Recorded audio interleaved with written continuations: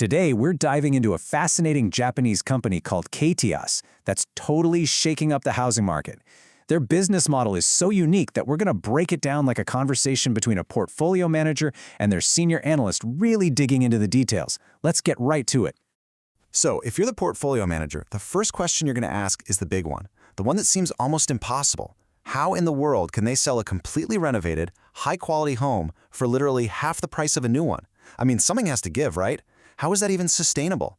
This is the core puzzle we need to solve. And the analyst just lays out the facts. The numbers don't lie. But look closer at that last line. The real magic here is that because the price is so much lower, a family's monthly mortgage payment often ends up being less than what they were paying in rent. Think about that. You're not just buying a cheaper house.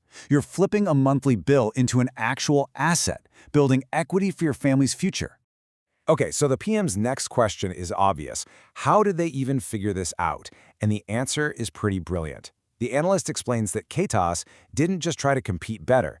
They basically invented a whole new category in the housing market. They call it the fourth option.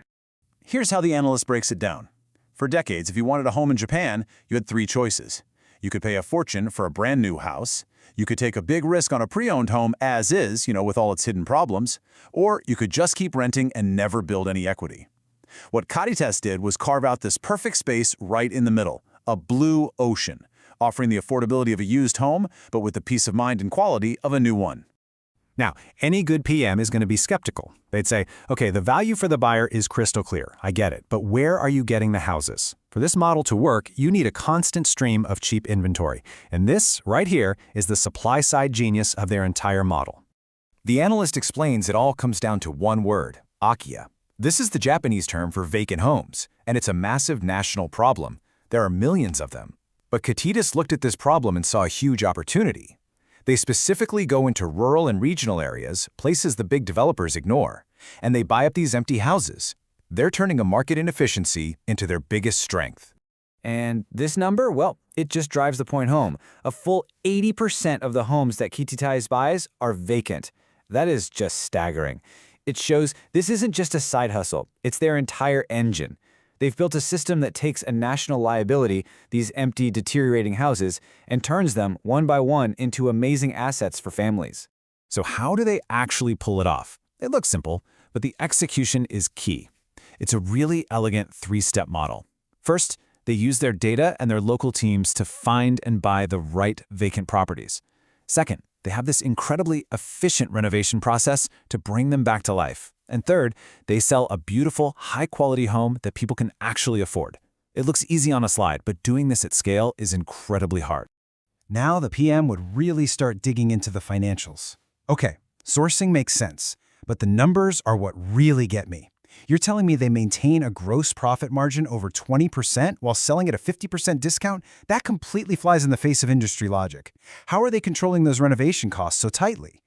And the analyst's answer is totally counterintuitive. You'd think they'd be cheap, right? Cutting every corner? Nope. They do the exact opposite. Their internal motto is the +1 philosophy.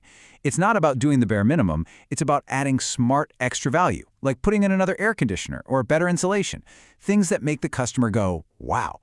That makes the home sell faster, which means their money isn't tied up as long. And they can afford to add that +1 because of these four things working together perfectly. They buy materials in bulk, so they get huge discounts.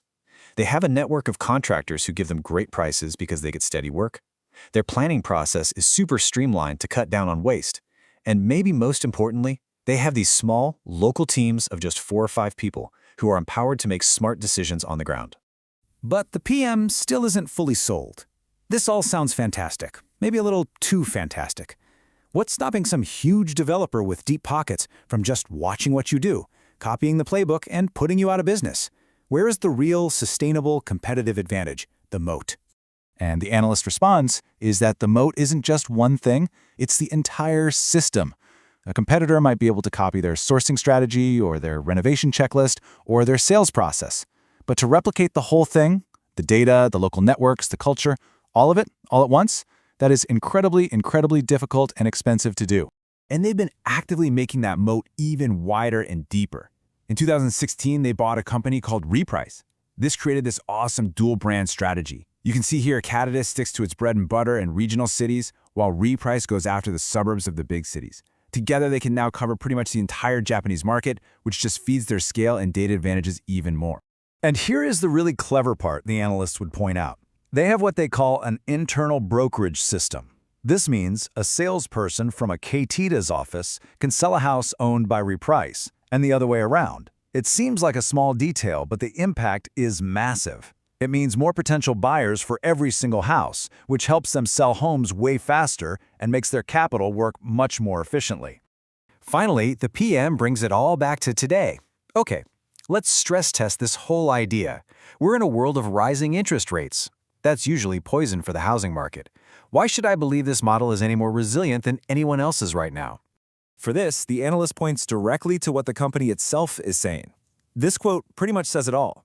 They know that because their homes cost less, any rise in interest rates won't hit their customers' monthly payments nearly as hard as it would for someone buying a brand new, expensive house. And that logic brings us right back to where we started. It's just simple math, really. The loan you take out is about half the size of a loan for a new build. So when interest rates go up by, say, 1%, the actual dollar increase in your monthly payment is also, well, half. That affordability isn't just a sales pitch, it's a structural shield against economic headwinds. So when you put it all together, you see the whole picture. The KATITAS model is just a masterclass in business strategy. They took a huge national problem and turned it into a solution that creates real wealth for families. It's way more than just flipping houses. It's about fundamentally redesigning a market. And that leaves us with a really big question. Could this brilliant idea be the future of housing? Not just in Japan, but everywhere?